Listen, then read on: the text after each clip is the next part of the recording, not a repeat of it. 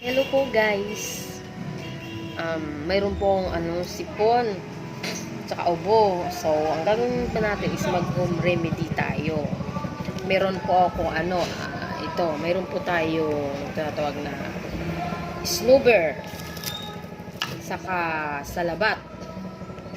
Salabat. And then, meron po tayong mainit na tubig. Mayroon tayong kalamansi. 7 piraso ng kalamansi. Ang gagawin po natin ngayon is tatanggalin natin yung balat ng snowber. Tulad ito.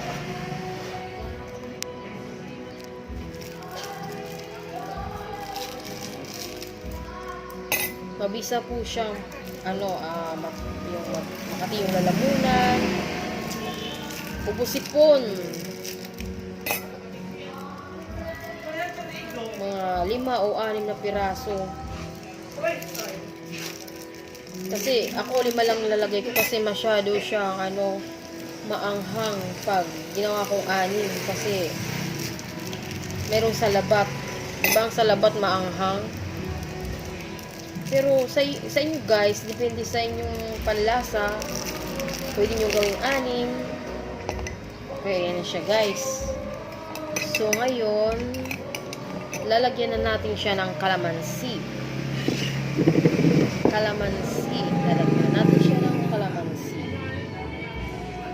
Yun guys. Kalamansi guys.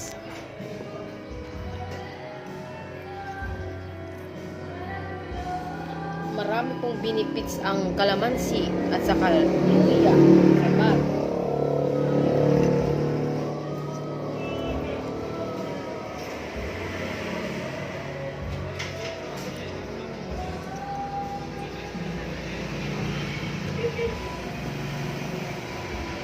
Pitong piraso po ng kalamansi.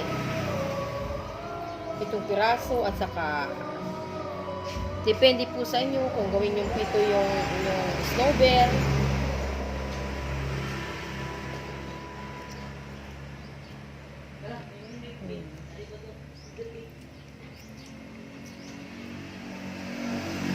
Ayan na siya guys.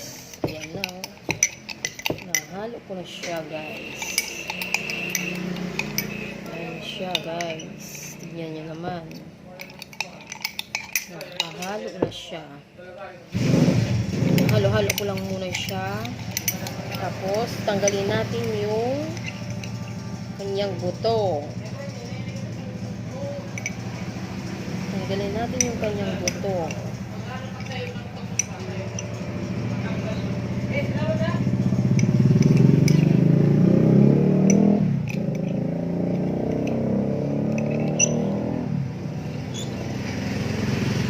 So, ting umiinom ako nito guys, pag makati yung aking lalamunan, pupusipon, barado yung aking ilong. Ang ginagawa ko lang, gumagawa lang ako nito ang procedure na to na snowber, kalamansi, salabat.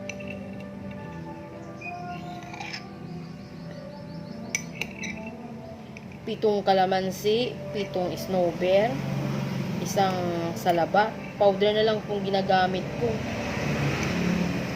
Nasa labat. Ayan guys. Ayan na Diba?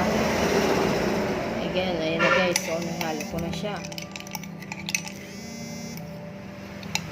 Ayan na po siya guys. So, ang gagawin natin, lalagyan siya natin ng mainit na tubig. Ayan.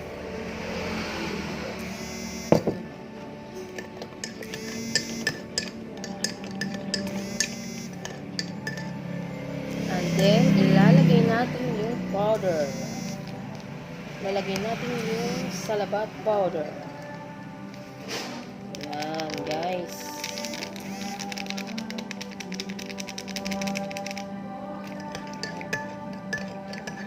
Ayan siya, guys, Uy, natapon.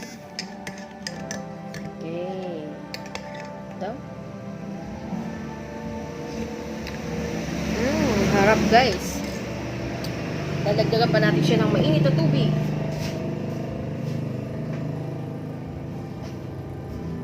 Okay guys. Yan na po siya. Masarap ang kumin. Ito lang pong ginagawa ko pag inuubo ko sipon. Masakit yung lalamunan ko. Hindi ako makahinga dahil sa sipon. Ito lang ginagawa ko. Minom lang na ako nitong salabak na may snowbird at saka kalamansi. Diba guys? Tikman nga natin.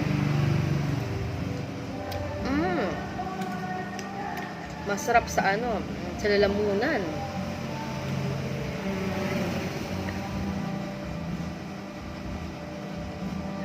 Malamig siya sa kalamnan.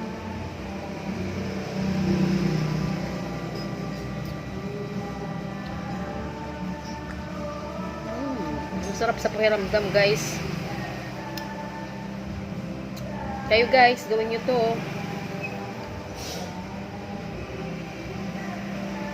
Para mawala yung katinang yung lalamunan. Saka ubo sipon. Pabisa po itong panlaban. See you guys. Thank you for watching.